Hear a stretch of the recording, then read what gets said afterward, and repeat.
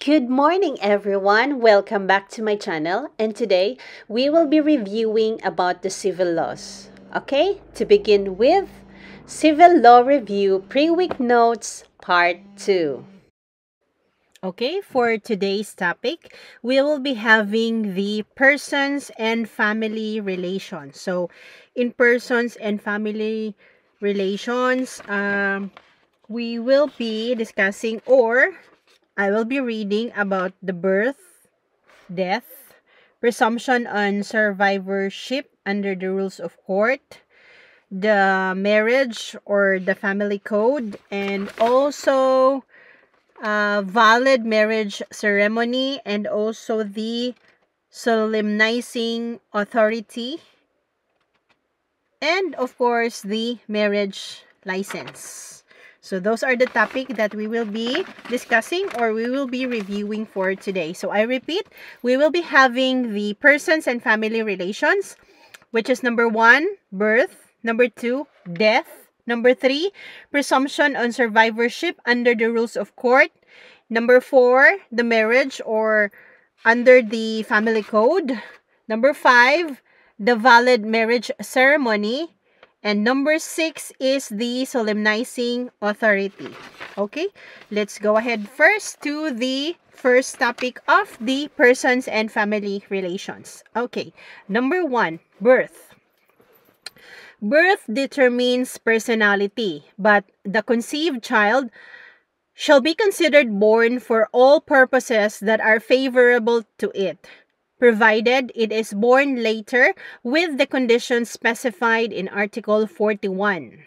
This was asked in 1999 bar exam, 2003, and 2008 bar exam. So I repeat, birth determines personality, but the conceived child shall be considered born for all purposes that are favorable to it, provided it is born later with the conditions specified in Article 41. Okay, when it comes to born later in accordance with law, or it means to say, if fetus with an intrauterine life of, I repeat, born later in accordance with law, this is a fetus with an intrauterine life of, number 1, less than 7 months. Okay, a fetus with an intrauterine life of less than 7 months. So, it must survive for at least 24 hours after its complete delivery from the maternal womb. I repeat, a fetus with an intrauterine life of number 1, less than 7 months, must survive for at least 24 hours after its complete delivery from the maternal womb. The second here is at least 7 months. The first one is less than 7 months. The second one is at least 7 months. Okay, at least 7 months. If born alive, it shall be considered born even if it dies within 24 hours after complete delivery. I repeat, the second one is at least 7 months. If born alive, it shall be considered born even if it dies within 24 hours after complete delivery. Okay? I repeat, the issue of the birth. So birth determines personality, but the conceived child shall be considered born for all purposes that are favorable to it, provided it is born later with the conditions specified in Article 41. So when we say born later in accordance with law, it means a fetus with an intrauterine life of, number 1, less than 7 months, must survive for at least 24 hours after its complete delivery from the maternal womb. The second one is at least 7 months. If born alive, it shall be considered born even if it dies within 24 hours after complete delivery. Okay, so that is birth. Okay, now let's proceed to death. What are the rules with regards to death? Okay. Rules to apply in case there is doubt as to who died first.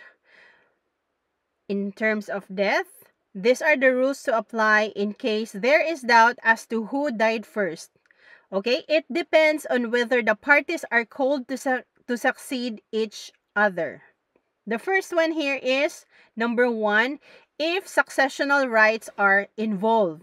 So this is based on Article 43 of the new Civil Code, Survivorship Rule, and Rule 131, Section 3K. This is presumption of simultaneous death between persons called to succeed each other apply. And the second one is, if no successional rights are involved, Rule 131, Section 3J of the Rules of Court applies, or this is the presumption of survivorship. Okay, I repeat, in case of death, or what is the ruling if it is about the issue of death. So rules to apply in case there is doubt as to who died first. So the answer is, it depends on whether the parties are called to succeed each other. So number 1 is if successional rights are allowed. This is based on Article 43 of the new Civil Code, Survivorship Rule, and Rule 131, Section 3, presumption of simultaneous death between persons called to succeed each other apply. Next, number 2, if no successional rights are involved, so this is based on Article 131, Section 3 of the Rules of Court applies, or the presumption of survivorship. If there is doubt as to who died first between 2 or more persons who are called to succeed each other as to which of them died first, number 1, the burden of proof. So whoever alleges the death of one prior to the other has the burden of providing such claim. Number 2, absent such proof, presumption is they all died at the same time. There shall be no transmission of successional rights. So this is based on Rule 131, Section 3 of the Rules of Court. So I repeat, if there is doubt as to who died first between 2 or more persons who are called to succeed each other, as to which of them died first, number 1, burden of proof. So whoever alleges the death of one prior to the other has the burden of providing such claim. Number 2, absent such proof. So in the absence of such proof, presumption is they all died at the same time. There shall be no transmission of successional rights. This is based on Rule 131, Section 3 of the Rules of Court. Okay, we will proceed to the next topic. It is the presumption of survivorship under the Rules of Court. I repeat, this is the presumption on survivorship under the Rules of Court. Okay. The survivorship shall be determined from the probabilities resulting from the strength and age of the sexes according to the following rules. Presumption on survivorship under the Rules of Court. The survivorship shall be determined from the probabilities resulting from the strength and age of the sexes according to the following rules.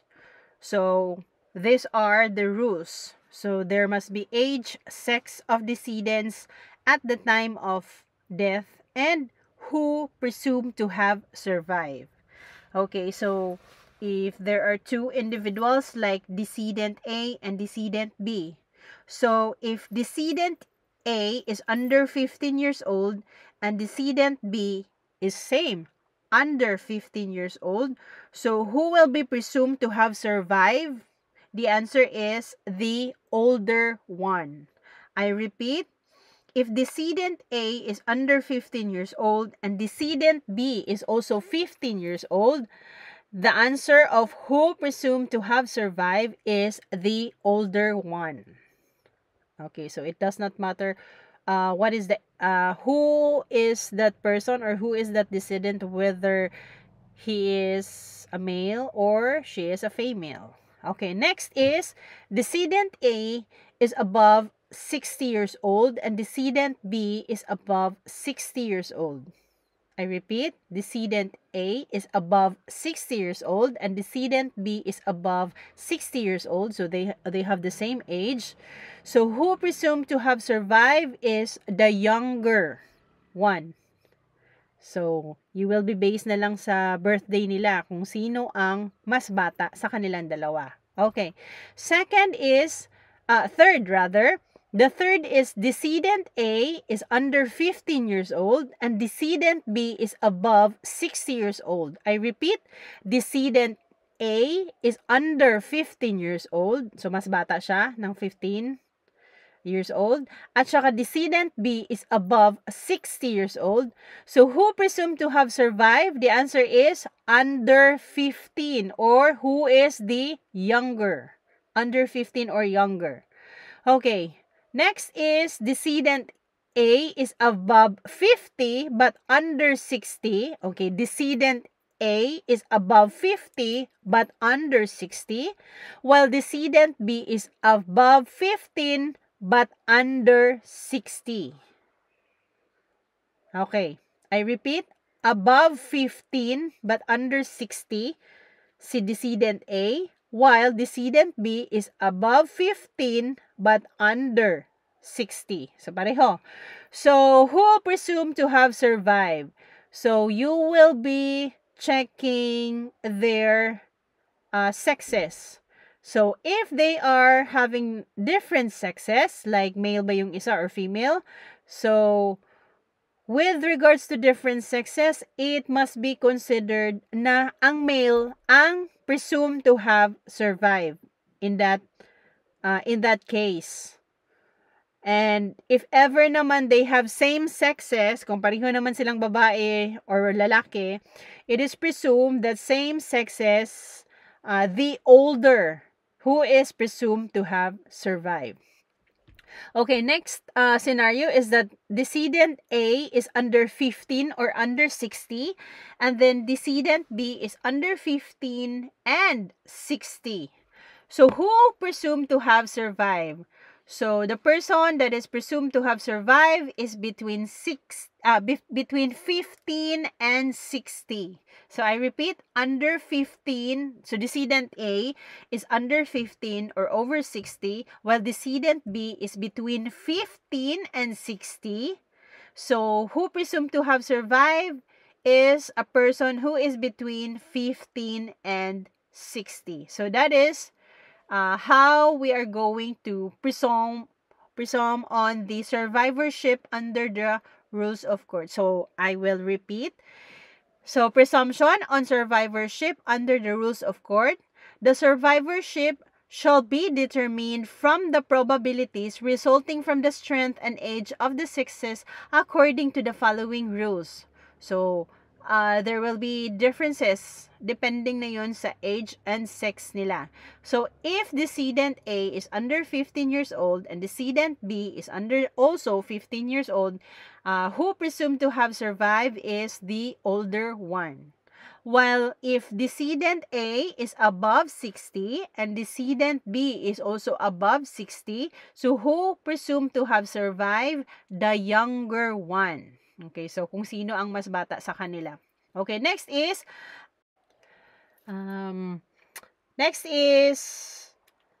above 15 but under 60 si decedent A. And then si decedent B naman is above 15 but under 60. I repeat, si decedent A is above 15 but under 60. Tapos si decedent B is above 15 but under 60. So, the same sila.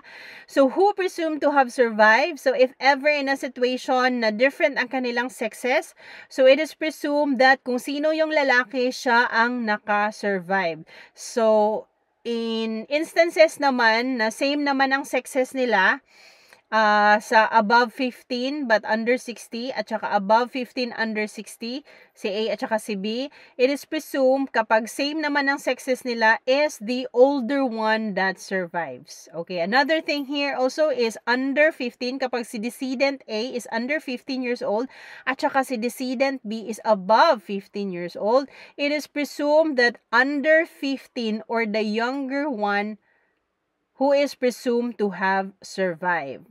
And last but not the least is under 15 or over 60.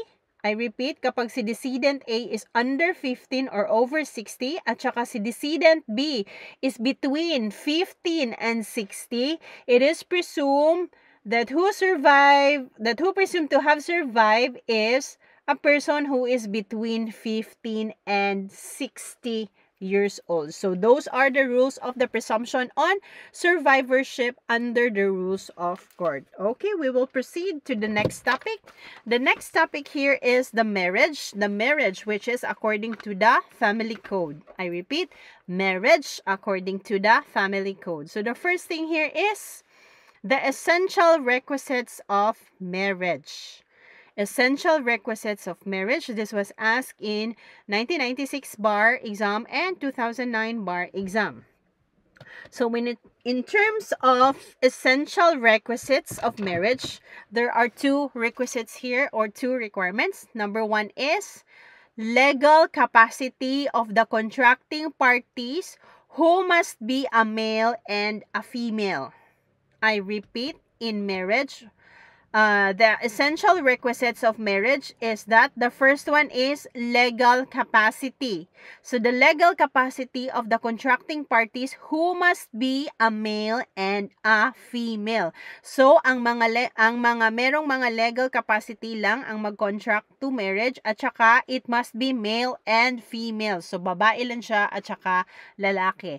The second essential requisites of marriage is number 2, consent freely given. Number 2, consent freely given in the presence of solemnizing officer. So, dapat merong consent na which is voluntary at saka in the presence of the solemnizing officer. So, I repeat, in marriage, the essential requisites of marriage are 2. So, merong dalawang requirements. Number 1 is legal capacity of the contracting parties who must be a male and a female. Number 2, consent freely given in the presence of the solemnizing officer. So, those are the essential requisites. Number 1, legal capacity of the contracting parties who must be male and female. And number 2, consent freely given in the presence of the solemnizing officer. Okay, the second topic is legal capacity of the parties to marry. Ano yon? Legal capacity. Ano ba yung legal capacity of the parties to marry? So the code here is ASL. ASL. Legal capacity of the parties to marry, ASL. A represents age, S represents sex, L represents lack of legal impediment to marry. Okay. I'll be reading further. The legal capacity of the parties to marry is ASL. Number 1, age. So when it comes to age, it must be at least 18 years of age. So dapat 18 years old. Number 2, sex. It must be between male and a female. Male and a female. And number 3, lack of legal impediment to marry. So meaning to say, walang nakakahadlang na any kind of legal sanctions or legal impediment na pwede silang mag-marry. Okay, that is based on Article 37 and 38 of the Family Code. Okay, another one here is the other requirements needed for validity of such marriage depending upon the age of the contracting party. Okay, I repeat, other requirements needed for the validity of such marriage depending upon the age of the contracting party.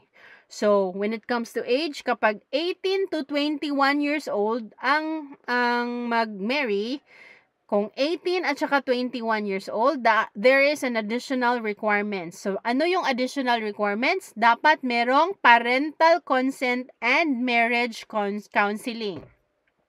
So, I repeat, kapag ang age ni babae at saka ni lalaki is 18 to 21 years old, mayroon siyang additional requirements which is parental consent and marriage counseling. So, kailangan merong consent sa parents at saka dapat mag-undergo sila ng marriage counseling. So, para naman there will be an advancement. So, ano ba talaga ang mangyayari kapag both of you will become a couple or married na? Okay.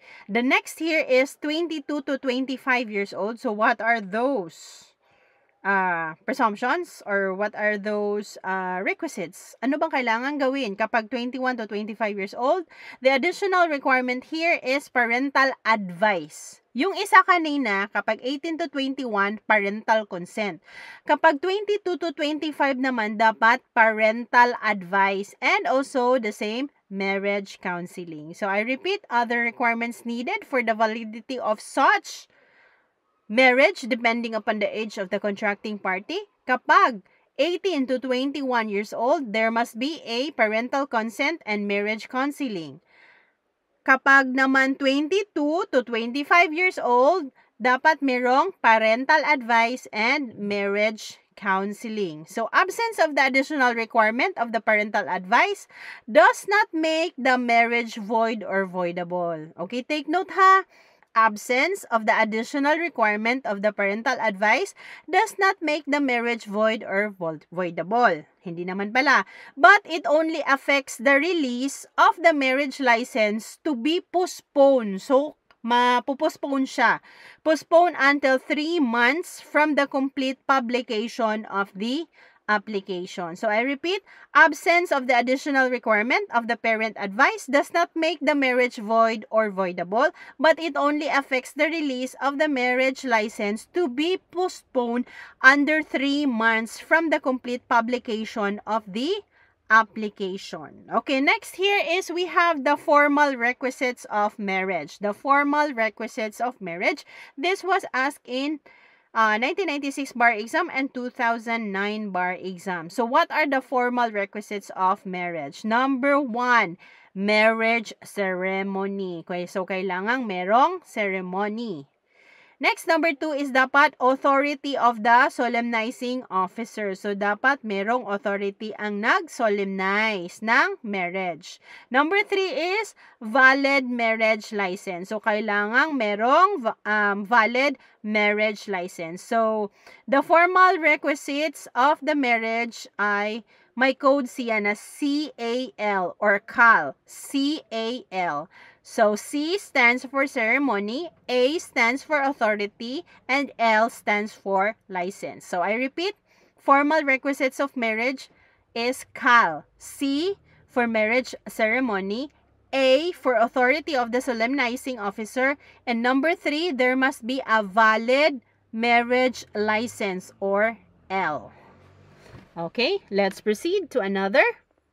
Okay, next is effect of absence of requisites in the status of marriage. I repeat, effect of absence of requisites in the status of marriage. Okay, this was asked in 1995, 1996, 1999, and 2008 bar exam. So, what is the effect of the absence of requisites in the status of marriage? Number 1. Absence of any of the essential requisites is equivalent to void ab initio. I repeat, absence of any of the essential requisites will result to void ab initio. This is based on Article 4. Next, number 2, absence of any of the formal requisites will result to void ab initio also. So, I repeat, absence of any of the essential requisites and absence of any of the formal requisites will result to void ab initio. But there is an exemptions. Okay, exemptions. Exemptions of those two are Valid even in the absence of formal requisites. A. Marriage exempt from license requirement. Of course, there are marriages that are exempted in the license requirement. Number 2. Either or both parties believe in good faith that the solemnizing officer had the proper authority. I repeat, these are the exemptions. So valid, it is valid. The marriage becomes valid even in the absence of the formal requisites. Number 1, or letter A, marriages exempt from license requirement. And number 2, either or both parties believe in good faith that the solemnizing officer had the proper authority to do so. Okay, that is based on Article 35, Paragraph 2. Okay. Next, number 3, defect in essential requisites. So, with regards to the defect in the essential requisites, this means avoidable. So, pwede siyang mapa-void. And last but not the least, number 4 is irregularity in formal requisites. I repeat, irregularity in formal requisites. So, it is valid, but the party responsible for such irregularity shall be civilly, criminally, and administratively liable. So, I repeat the number 3 and number 4, defect in essential requisites is or will result in voidable marriage. And number 4, irregularity in formal requisites, it is valid, but the party responsible for such irregularity shall be civilly, criminally, or administratively liable. Okay, next topic is valid marriage ceremony. So what is a valid marriage ceremony? Okay, a valid marriage ceremony that which takes place with the number 1, personal appearance. So, dapat may personal appearance. Hindi pwede ang proxy. Number 2, their personal declaration. So, they should personally declare their intentions. And number 3, in the presence of not less than 2 witnesses of legal age. I repeat, in the presence of not less than 2 witnesses of legal age. So, dapat merong at least 2 witnesses. Okay, I repeat, the valid marriage ceremony will take place with, number 1, personal appearance. Personal appearance of the contracting parties before the solemnizing officer. So, dapat nasa harap sila sa solemnizing officer. Take note also that there is no marriage ceremony if what transpired was a mere private act of signing a marriage contract by the contracting parties without the presence of the solemnizing officer. So, there is no marriage ceremony if what transpired was a mere private act of signing a marriage contract by the contracting parties. So, meaning, walang ceremony na nangyayari but they're just merely signing the contract. So, meaning to say, hindi siya valid.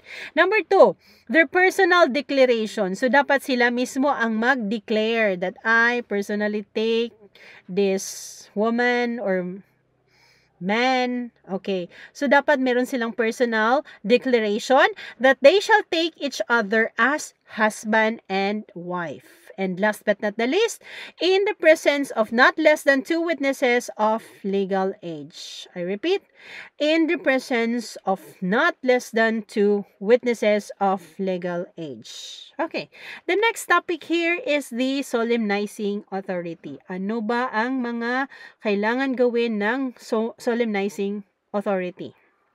Okay.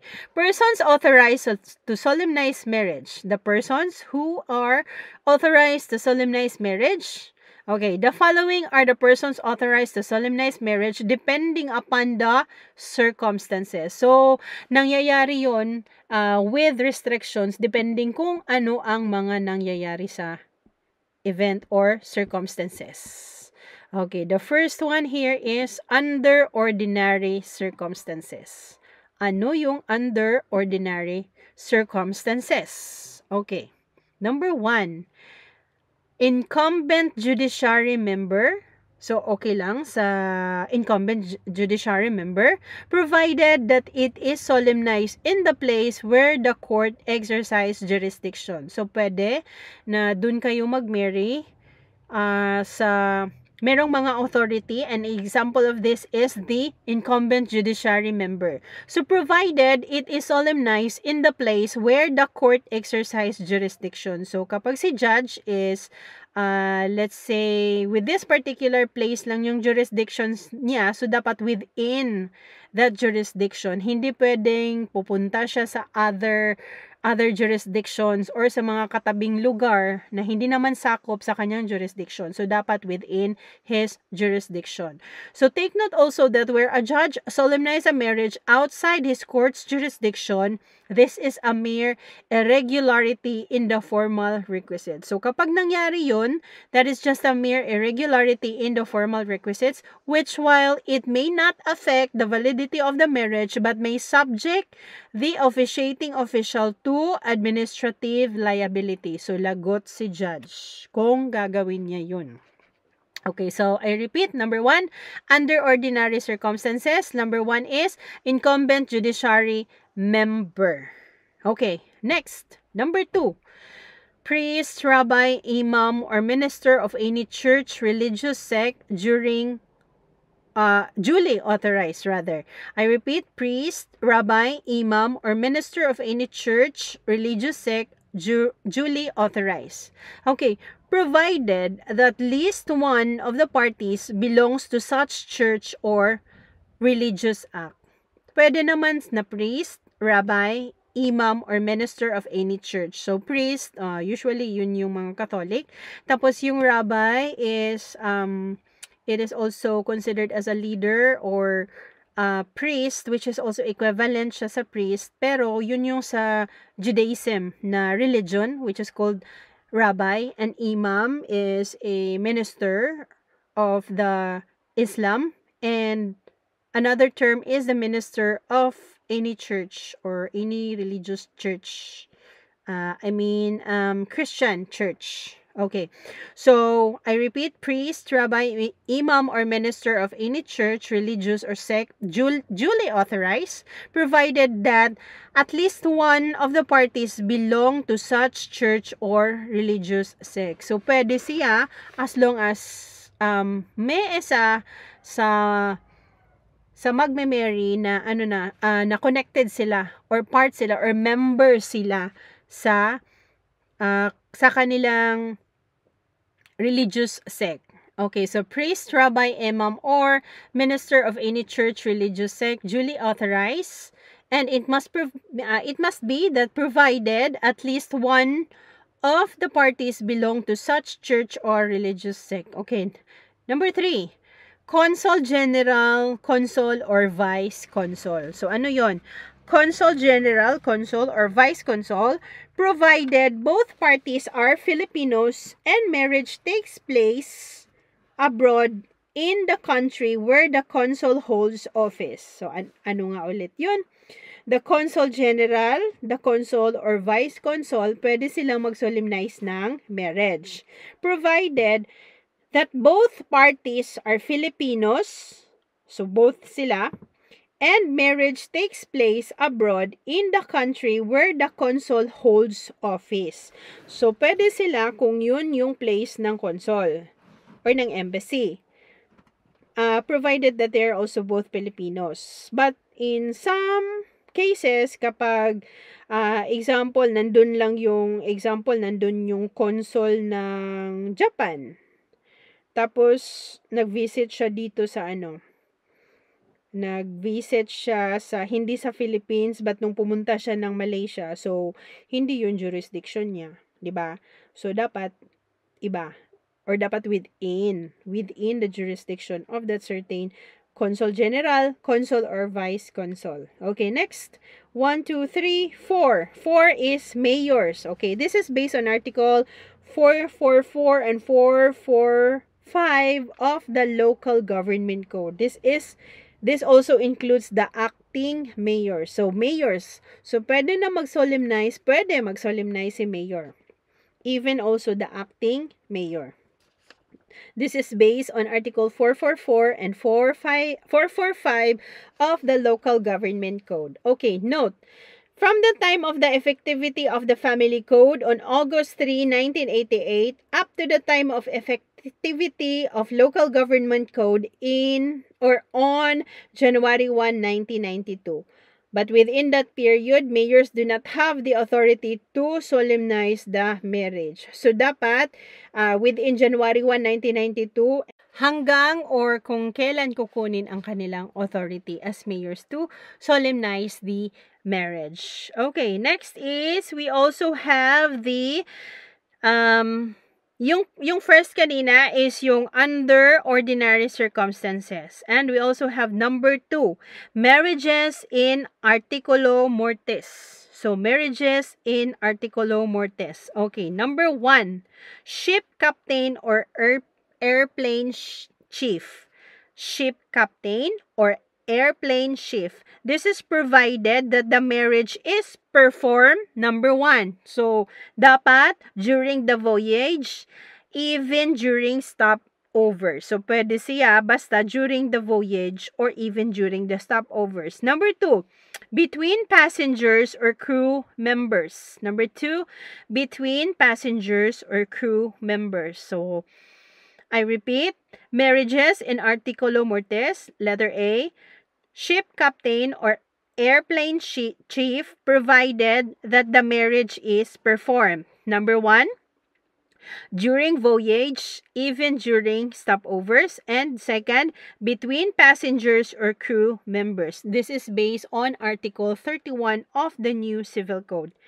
So note that such authority may be exercised not only while the ship is at sea or the plane is in flight, but also during the stopovers at port of call. So pwede siya kahit nag-stopover lang yung airplane. So may authority si ship captain or airplane chief. Okay, next is the military commander. So, may authority si military commander. So, military commander of a unit who is commissioned officer.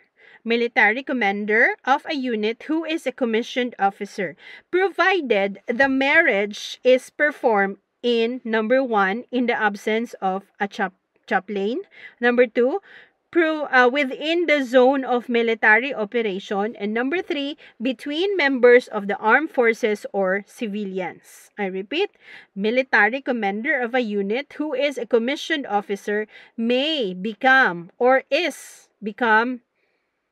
the capacity to solemnize the marriage, provided that the marriage is performed in, number 1, in the absence of a chaplain. Number 2, within the zone of military operation. And number 3, within members of the armed forces and also with the civilians or the civilians. Okay, next is we have this authorized venues of marriage. So, saan ba yung mga venues dapat sa marriage? Okay. We have here authorized venues of marriage. The general rule here is that must be solemnized publicly within the jurisdiction of the authority of the solemnizing officers. I repeat, the authorized venues for marriage, the general rule is that it must be solemnized publicly. So, dapat merong makakakita within the jurisdiction of the authority of the solemnizing officer. So, this is the code COC. So, C represents chamber of the judge or in open court. Number 2, church or chapel or temple. And last but not the least is the office of the consul general, consul or vice consul. So, kailangan within or inside the office of the consul general or consul or vice consul.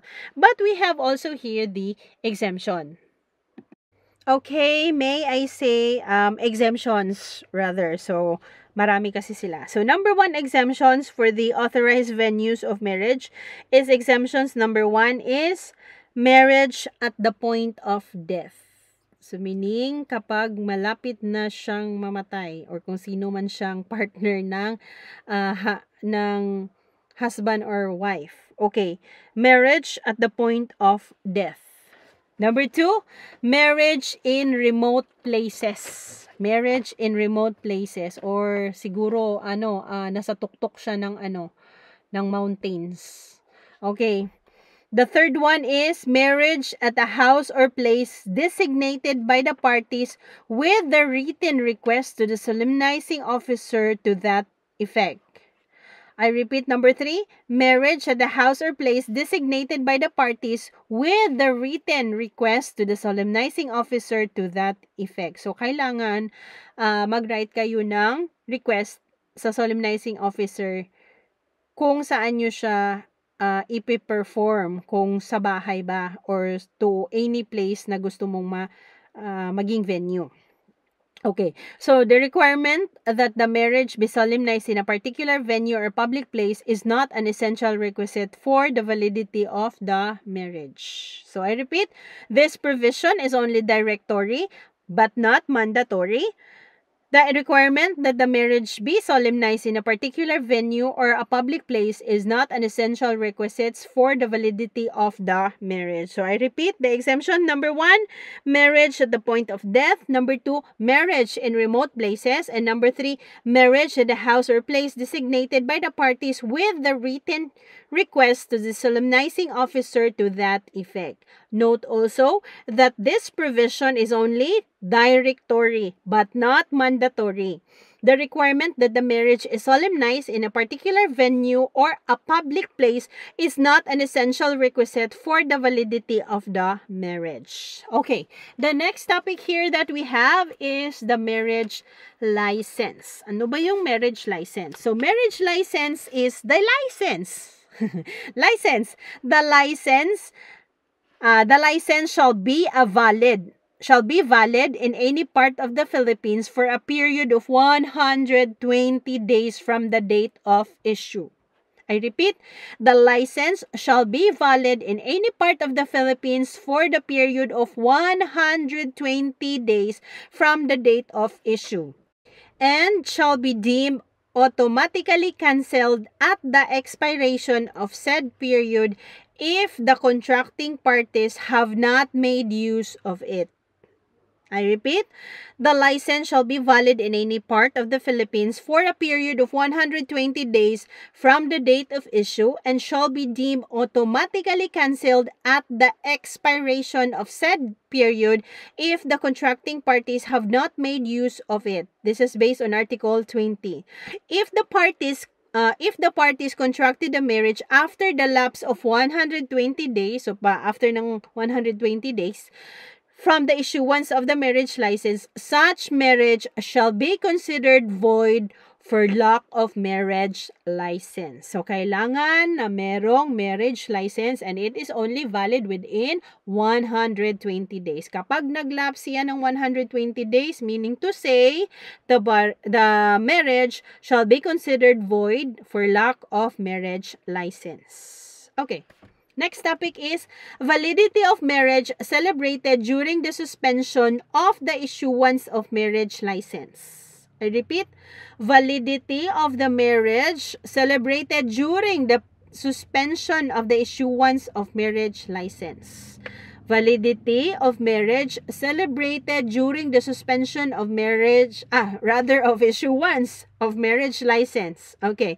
The status of the marriage if the parties get married within the said 3-month period or 120 days depends. Okay, ano yung mga depends? Number 1, if the parties did not obtain a marriage license, so the marriage shall be void for lack of marriage license. Of course, sinabi na yun kanina that if the parties did not obtain a marriage license, the marriage shall be void for lack of marriage license. Number 2, if the parties were able to obtain a marriage license. I repeat, if the parties were able to obtain a marriage license, the marriage shall be valid without prejudice to the actions that may be taken against the guilty party.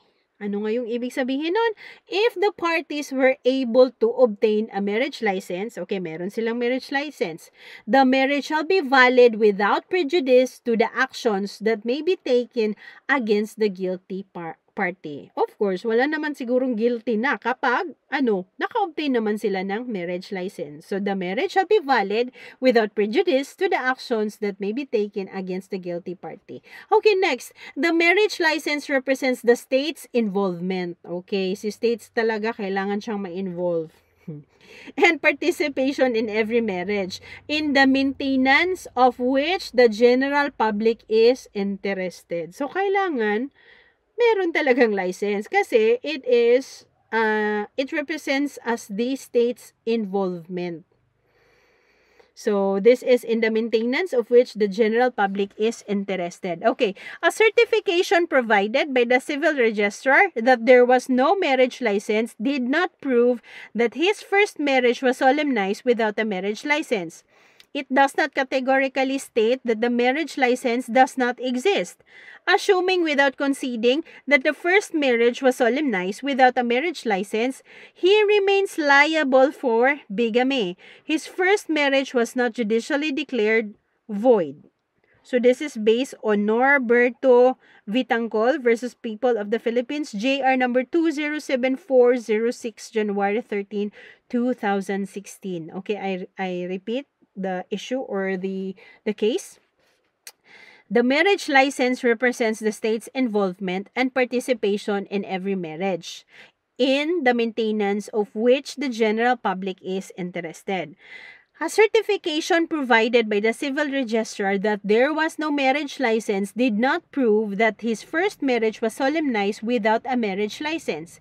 It does not categorically state that the marriage license does not exist, assuming without conceding that the first marriage was solemnized without a marriage license. He remains liable. So, liable pa rin siya.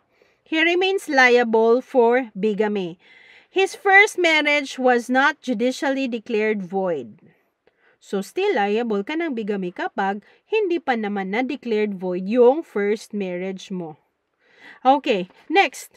To show that the wedding ceremony was conducted and marriage contract was signed does not operate to cure the absence of a valid marriage license. So, ano yung ibig sabihin yun?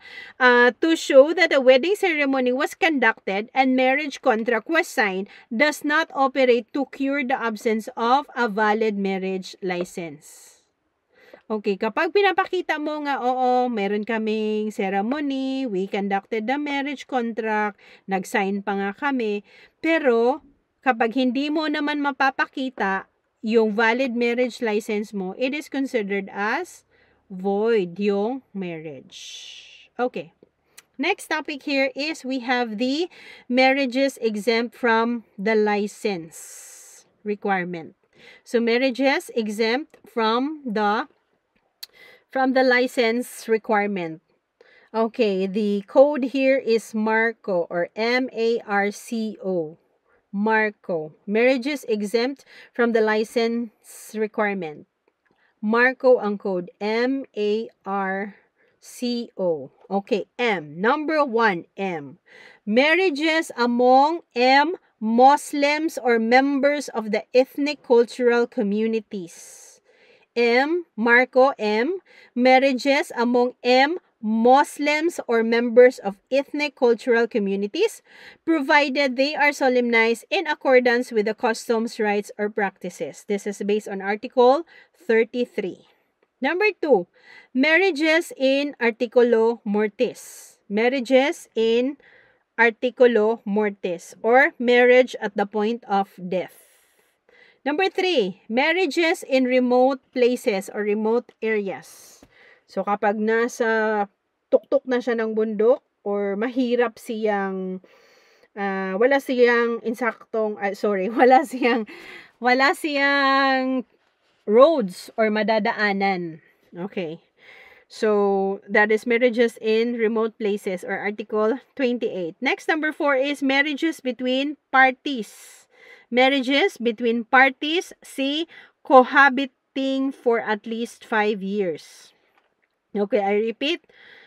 Marriages between parties, C, cohabiting for at least 5 years. Kapag 5 years na kayo or more than kayo ng 5 years, so pwede na wala kayong marriage requirement, marriage license. Okay. Last but not the least is number 5, which is O, marriages solemnized O outside the Philippines where no marriage license is required by the country where it was solemnized. So, kapag O, outside, na hindi naman siya kailangan ng marriage license or hindi siya nire-require ng country kung saan sila nagpapakasal. Okay, I repeat, marriages exempt from the license requirements are MARCO. M, marriages among M, Muslims, or members of ethnic cultural communities, provided they are solemnized in accordance with their customs, rights, or practices. Number 2, letter A, marriages in A, articulo mortis. Okay, this is at the point of death. Number 3, R, marriages in R, remote places. And number 4, marriages between parties C, cohabiting for at least 5 years. And number 5, last but not the least, marriages solemnized O outside the Philippines where no marriage license is required by the country where it was solemnized. Okay, that is MARCO. So, in Muslims or ethnic cultural, A for articulo mortis, R for remote places, and C for cohabiting for at least 5 years, and O for outside the Philippines where no marriage license is required by the country where it was solemnized. Okay, we have here the requisites for the 5-year cohabitation as an exemption to the marriage license requirement. I repeat, requisites for the 5-year cohabitation as an exemption to the marriage license requirement. This was asked also in 2002 and 2008 bar exam. Okay, we have here the code. The code for the requisites for 5-year cohabitation as an exemption to the marriage license is 5D PAS. 5D PAS or 5D PAS. Okay, number 1. Living together as husband and wife at least 5 years before the marriage. So that is 5. Living together as husband and wife at least 5 years before the marriage. So the 5-year period must be characterized by A, exclusivity. Ano bang dapat exclusivity na yon? So exclusivity is the partners must live together exclusively with no other partners during the whole 5-year period. So kailangan within 5 years kayo lang talaga, kayong dalawa. Okay, next, continuity. So, continuity, it means such cohabitation, yung pagsasama nyo, was unbroken. So, hindi yung naputol. Okay, so continuity. So, 5-year period must be characterized by letter A, exclusivity. The partners must live together exclusively with no other partners during the whole 5-year period. And number 2 is continuity. Such cohabitation was unbroken. Okay, note that the period is counted from the date of celebration of marriage. It should be the years immediately before the day of the marriage. Okay, I repeat.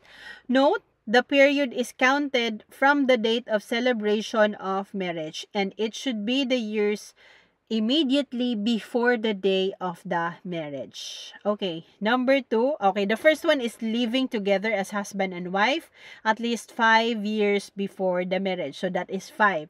The next code is D. D. Kasi 5D PAS. Ang code, 5D PAS. So the second one is D. Ano ba yung ibig sabihin ng D? Okay, number 2. No legal impediment to marry each other. D. During the period of cohabitation. I repeat, no legal impediment to marry each other during the period of cohabitation. That is letter D. Okay, next is PAS. Ano ba yung PAS? Okay, number 3. Fact of absence of legal impediment must be present. P, present at the time of the marriage. I repeat, the fact of absence of legal impediment must be present at the time of the marriage. Next, number 4, which is A. So, parties must execute an A affidavit that they are living together as husband and wife for 5 years and that they do not have any impediment to marry. I repeat, letter A, parties must execute an affidavit that they are living together as husband and wife for 5 years and that they do not have any impediment to marry. And last but not the least is letter S. Kasi 5D PAS or 5D pass. Okay, S.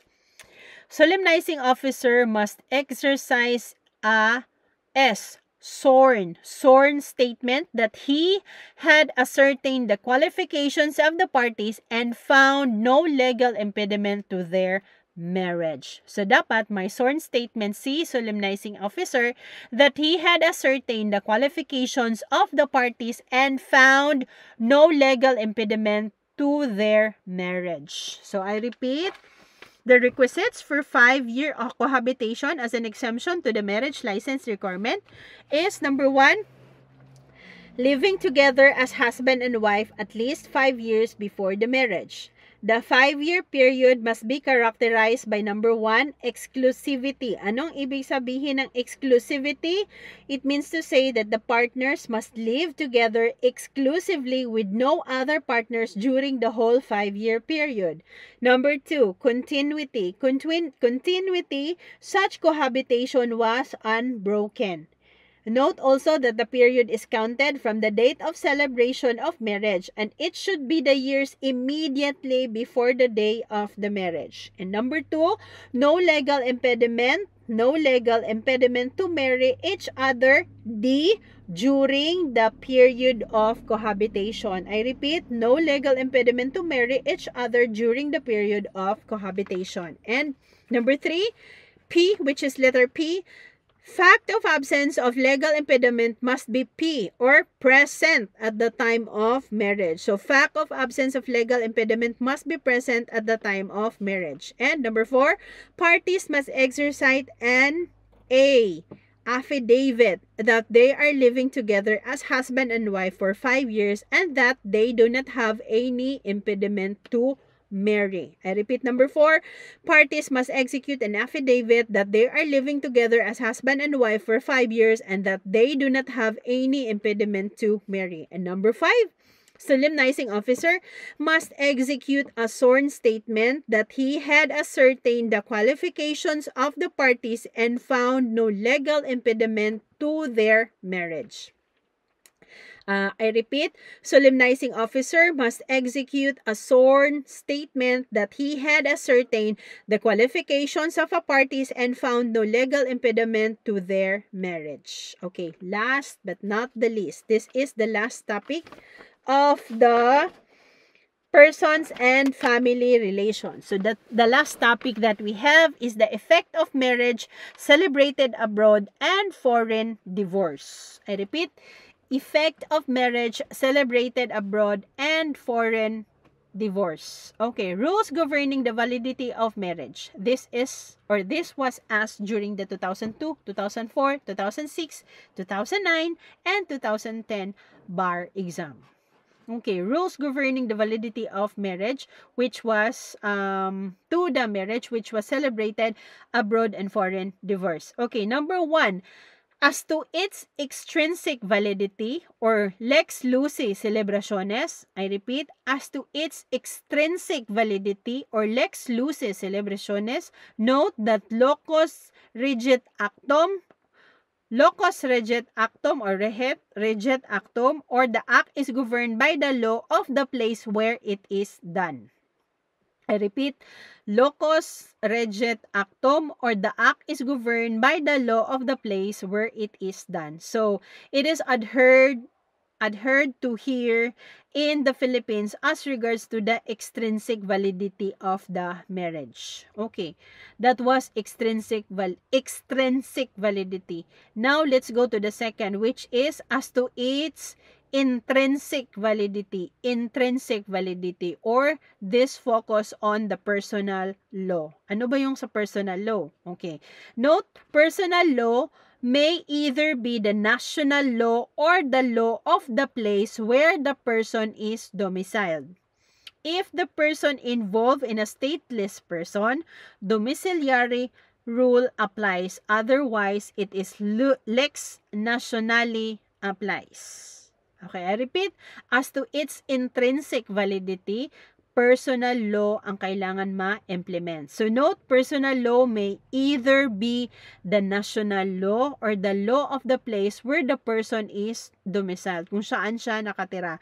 If the person involved is a stateless person, kung wala naman siyang state or wala siyang nationality, domiciliary rule applies. Otherwise, it is lex nationali applies. Okay. Next here, next topic is marriages between Filipinos solemnized abroad in accordance with the law in force in said country. I repeat, marriages between Filipinos solemnized abroad in accordance with the law in force in said country. So the general rule here is that marriages between Filipinos solemnized outside the Philippines in accordance with the law of the foreign country where it is celebrated, if valid there, shall be valid here as such. Okay. Okay, the dogs outside are having their issues. Okay. Okay, I repeat. The general rule between Filipinos solemnized outside the Philippines in accordance with the law of the foreign country where it is celebrated. Okay, if valid there, shall be valid here as such. I repeat, the general rule in terms of marriages between Filipinos solemnized abroad in accordance with the law in force in said country is that the general rule is that marriages between Filipinos solemnized outside the Philippines in accordance with the law of the foreign country where it is celebrated. If it is valid there, it shall be valid also here in the Philippines. Okay. But here are some exemptions. There are 7 exemptions. Exemptions is, it shall be void. Bakit naman siya magiging void? Okay. Even if it is valid in the foreign country where the marriage was celebrated, if any of the following circumstances are present. Ano ba yung mga present na mga circumstances? Ang code dito is LIM 2B 2P. LIM 2B 2P. Okay, L. Number 1, L. L is lack of legal capacity even with parental consent. Anong ibig sabihin nun? Lack of legal capacity even with parental consent. An example of this is a party which is below 18 years old kasi hindi naman siya allowed dito sa Philippines. Next, number 2, I. Kasi LIM 2B 2P. I. To those incestuous marriages. Incestuous marriages. Number 3, which is letter M.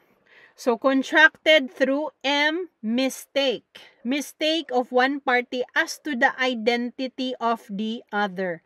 Kasi, baka naman si girl or si boy is meron siyang identical twin. Tapos, hindi naman siya yung mahal mo. So, that can be considered as fraud, di ba? Hindi siya pwede.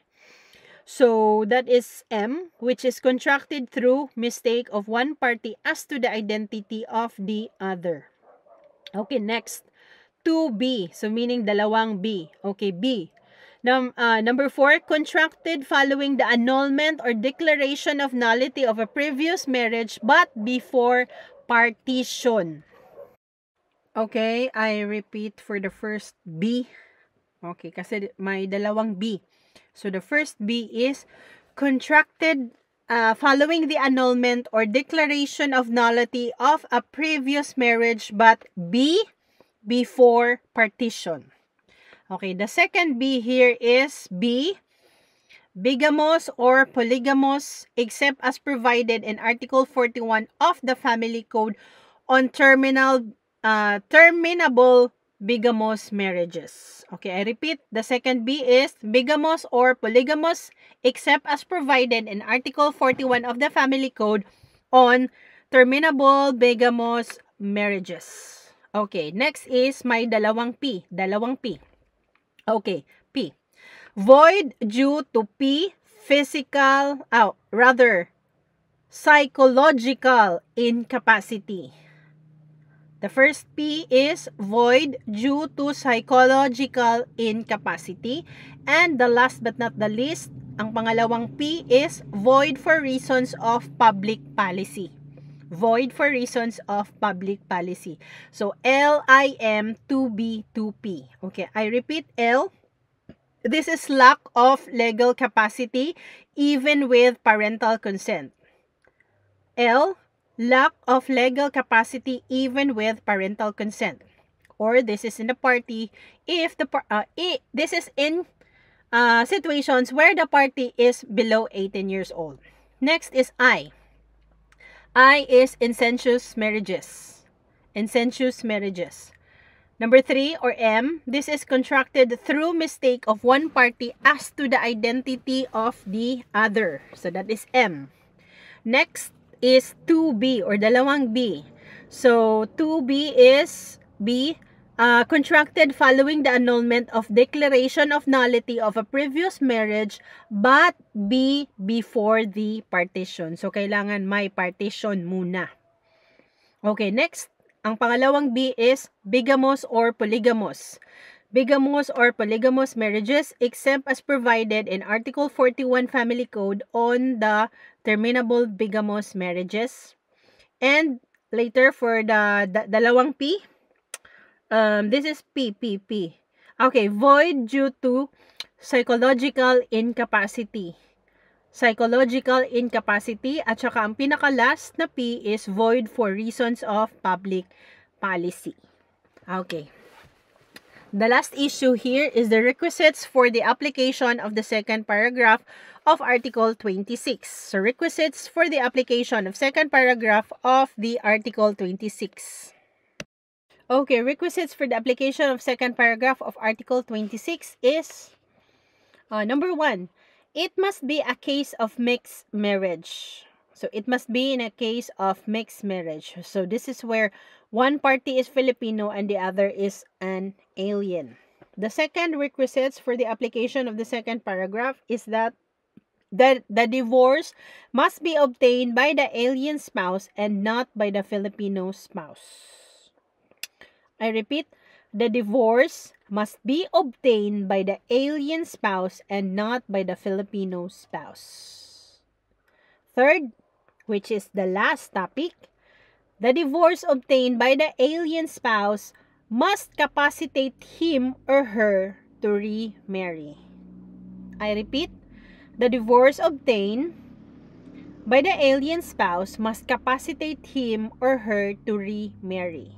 Okay, I repeat the requisites for the application of the second paragraph of Article 26. Number 1, it must be a case of mixed marriage. Ano ba yung mixed marriage? Mixed marriage is one party is Filipino and the other is an alien. Number 2, the divorce must be obtained by the alien spouse and not by the Filipino spouse. I repeat, number 2, the divorce must be obtained by the alien spouse and not by the Filipino spouse. And last but not the least, the number 3 is the divorce obtained by the alien spouse must capacitate him or her to remarry. And that is all for our topic for today, which is all about the persons and family relations. So first we discuss the birth. Next is death. Third one is the presumption on survivorship under the rules of court. Next is the valid marriage ceremony, the solemnizing authority, the marriage license, and the marriages exempt from license requirement. And last but not the least is the effect of marriage celebrated abroad and foreign divorce. Okay, thank you so much for listening. I hope my contributions have been helpful in your civil law review for the Philippine Bar exam, and I'm creating these audio recordings not only to assist others but also to support my own study process, as I often struggle to stay focused while preparing for the bar exam.